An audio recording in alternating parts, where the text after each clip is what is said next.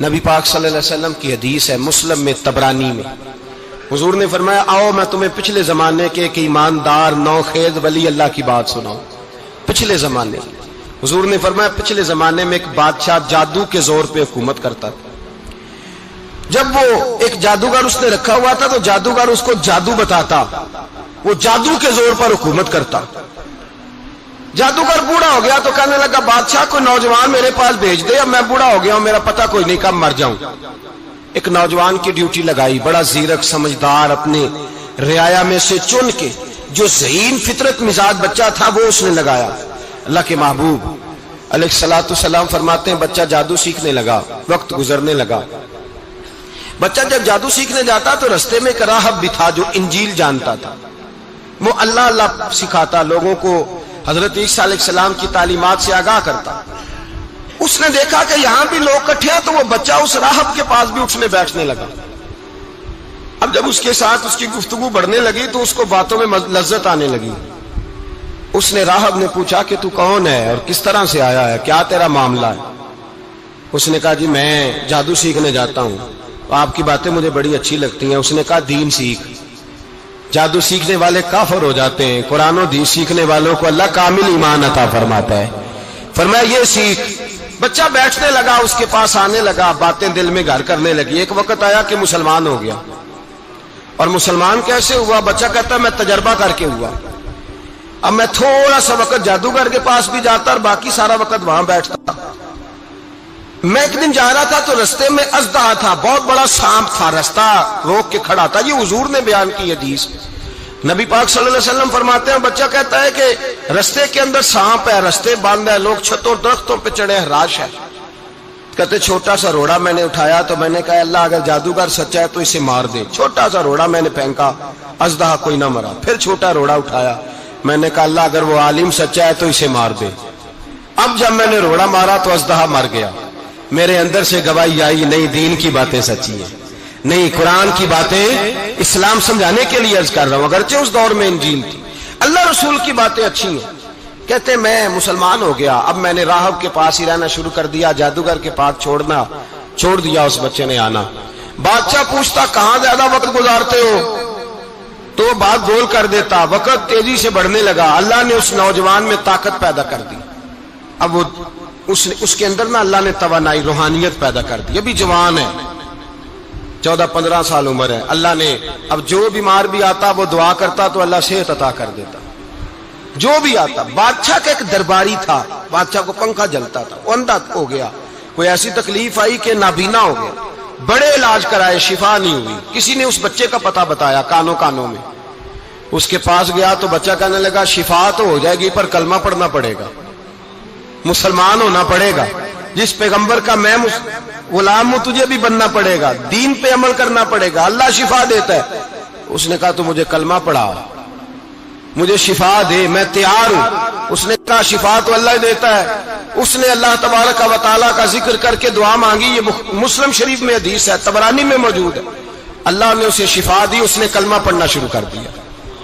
یہاں ایک نقطہ لکھا ہے ہمارے علماء نے، کہتے ہیں جب اللہ ولایت عطا کرتا ہے نا تو یہ سفید بالوں والے کا حصہ نہیں ہوتی۔ اگر جوانی میں کوئی آدمی توبہ کر کے تصوف کے رستے پہ چلتا ہے تو سب سے زیادہ ولایت اللہ اسے عطا فرماتا ہے، سب سے زیادہ ولایت اس کے پاس ہوتی ہے۔ ابھی اس کے بال کالے ہیں، چڑھتی جوانی ہے، دعا کی تو اللہ نے، اور حدیث پاک میں موجود ہے کوڑے آتے تو شفا یاب ہو جاتے، اندھے آتے تو شفا یاب، برس والے آتے تو اللہ سے دے۔ جوان ہے، بادشاہ کے پاس وہ واپس گیا، وہ جو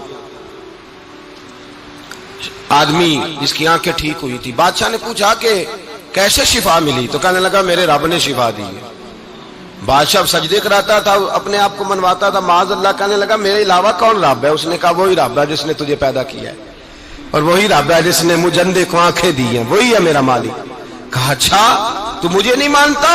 کہا نہیں میں اپنے رب کو مانتا ہوں۔ بادشاہ نے اسے سزا دی، ستایا، اس نے بچے کا پتہ بتایا، پھر بچے کو بلا کے ستایا تو اس راہب کا پتہ بتایا، راہب بھی قتل ہو گیا، نابینا بھی قتل ہو گیا۔ بادشاہ نے کہا سپاہیوں سے اس بچے کو لے جاؤ اور پہاڑ کی چوٹی پہ جا کے نیچے پھینکو تاکہ مر جائے. بچہ پہاڑ کی چوٹی پہ گیا تو ہاتھ اٹھا کے کہنے لگا یا اللہ میرے لیے نہیں اپنے لیے، میرے لیے نہیں اپنے لیے انہیں اپنی قدرت کے جلوے دکھا. میرے لیے نہیں، اللہ کے بندے اپنی جان بچانے کی دعائیں نہیں مانگتے، اپنے لیے انہیں اپنی قدرت کے جلوے دکھا. یہ دعا مانگی، جتنے لوگ ساتھ آئے تھے وہ سارے زمین پہ گرے اور سب مر گئے، پہاڑ سے گر کے مر گئے. بچہ واپس سیدھا بادشاہ کے پاس کہنے لگا لو بھائی میرے رب نے مجھے بچا لیا ہے. جوان کا ایمان دیکھو، میرے رب نے مجھے، بولو میرے اللہ نے مجھے ایمان کی گواہی دے رہا ہے، میں بچ گیا ہوں، تو جھوٹا ہے، میرا رب سچا ہے. اس نے کہا لے جاؤ اس کو دریا میں، کشتی میں بٹھاؤ، بیچ دریا کے جا کے دھکا دے دو. بیٹھے کشتی میں، دریا کے بیچ گئے، اور جب جا کے وہاں اس کو دھکا دینے لگے تو اس نے کہا اللہ میرے لیے نہیں اپنے لیے انہیں اپنی قدرت کے جلوے دکھا. بس ایک طوفان سا آیا، جتنے سپاہی ساتھ آئے تھے ڈوب کے مر گئے. وہ بچہ اٹھا اور سیدھا پھر بادشاہ کے پاس، اسی کے پاس کہنے لگا لو بھائی میرے رب نے مجھے بچا لیا ہے، تیرے پاس آیا ہوں. وہ کہنے لگا تو کیا مصیبت میرے گلے پڑ گئی ہے، کیسے جان چھوٹے گی؟ تو بچہ کہنے لگا اگر تو مجھے باندھے درخت کے ساتھ اور سارے ملک کو بلائے، لوگوں کو اکٹھا کرے، پھر تو مجھے تیر مارنا، میں تجھے بتاؤں گا کیسے مارنا ہے، میں مر جاؤں گا. اللہ کا بندہ نوجوان ایمان دیکھو، مرنے کے طریقے بتا رہا ہے، میں تجھے بتاؤں گا میں کیسے مروں گا. یہ بات کہی، بادشاہ نے سارا مجمع جمع کیا، ملک سارا باہر آ گیا، درخت کے ساتھ باندھ دیا. کہنے لگا بھائی لوگوں یہ مجھے مارنا چاہتا تھا، مار نہیں سکا، اب میں اسے بتانے لگا ہوں کہ میں کیسے مروں گا. اسے کہو جب تیر مارے تو ساتھ میرے رب کا نام بھی لے، میں اپنے رب کے نام پہ جان دوں گا، ایمان کی پختگی میں اللہ کے نام پر جان دوں گا. اسے کہو رب کے نام پہ مارے، مر جاؤں گا. بادشاہ نے اللہ کہہ کے تیر مارا، پیشانی میں لگا، بچے کی روح پرواز کر گئی. جتنا مجمع کھڑا تھا سارا کلمہ پڑھ کے مسلمان ہو گئے، سارے مسلمان ہو گئے سارے. میرے رسول پاک سید عالم صلی اللہ علیہ وسلم نے نوجوانوں کو بتایا جب تمہارے اندر ایمان کی قوت آئے گی تو اللہ تمہاری مدد کرے. فرمایا وہ نوخیز ولی تھا، ابھی جوان رانا تھا، ابھی اس کی پیشانی پر جوانی کے آثار تھے، لیکن اس نے اللہ کو راضی کیا، رب کریم کو راضی. ولایت کا مطلب بڑھاپا نہیں، ولایت کا مطلب وہ نہیں کہ جب بڑا لمبا وقت گزر جائے تو پھر آدمی آئے کہ نہیں اب کیا کرنا ہے، اب مسجد ہی ہے، اب تو اس کے علاوہ گزارا ہی کوئی نہیں.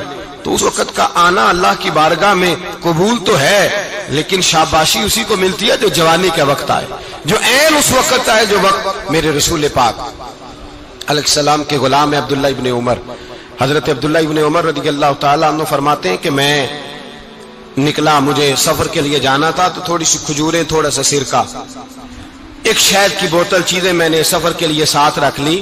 میں جب مدینے سے باہر صحرا میں نکلا نا تو رمضان نہیں تھا، غیر رمضان تھا. میں نے ایک نوجوان کو دیکھا بکریاں چرا رہا ہے، بکریاں چرا رہا ہے. اے جوان، آپ فرماتے ہیں اس کا چہرہ بڑا نورانیت والا، گرد پڑی ہوئی پر بڑا حسین. فرماتے ہیں میں نے اس کو کہا کہ آ جاؤ کھانا کھا لو، روزے بھی نہیں تھے. کہنے لگا نہیں میں نے روزہ رکھا ہوا ہے.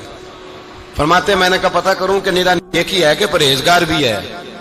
نیک وہ ہوتا ہے جو نماز پڑھے روزہ رکھے، پرہیزگار وہ ہوتا ہے جو گناہ سے بچے، وہ پرہیزگار ہوتا ہے. کہا پتہ کروں پرہیزگار بھی ہے کہ نہیں. کہتے میں قریب گیا تو میں نے جا کے اس کو کہا بھائی تیری بکریاں بڑی پیاری ہیں، میرا دل کرتا ہے ایک بکری مجھے دے دو.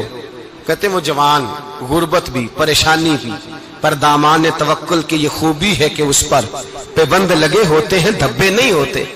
غربت ہے. کہا جناب ایک بکری دے دو. آنے لگا جناب بکریاں میری نہیں، بکریوں کا مالک کوئی اور ہے. کہتے میں نے آزمانے کے لیے کہا کہ بکریوں کے مالک کو کہنا ایک بکری بھیڑیا لے گیا ہے، کہہ دینا بھیڑیا لے گیا ہے. تو کہتے اس نے میری طرف دیکھا، گرد سے اس کے بال اٹے ہوئے، آنکھوں میں روشنی، چہرے پہ اطمینان، لب و لہجے میں ایمان کی طاقت. نوجوان کہنے لگا حضور بکریوں کے مالک کو تو کہہ دوں گا بھیڑیا لے گیا ہے، جب عرش کا مالک پوچھے گا تو کیا جواب دوں گا، اللہ کو کیا جواب دوں گا. کہتے ہیں میں کانپنے لگا، اس کی بات سن کے واپس آیا، جو کام نکلا تھا وہ چھوڑا، واپس لوٹ آیا. میں نے پتہ کیا کس کا غلام ہے، پتہ چلا فلاں آدمی کا ہے. کہتے میں نے پہلے غلام خریدا، پھر پتہ کیا تیرے پاس بکریاں کتنی ہیں، اس نے کہا 400. کہتے میں نے مالک سے ساری بکریاں خریدی، پھر غلام کو بلایا، پھر وہ بکریاں تحفے میں دی، تحفے میں۔ کہنے لگا حضور یہ سارا کچھ مجھے کیسے ملا؟ میں نے کہا تیرا ایمان بڑا پختہ تھا تو میرے رب نے تجھے انعام عطا فرمایا۔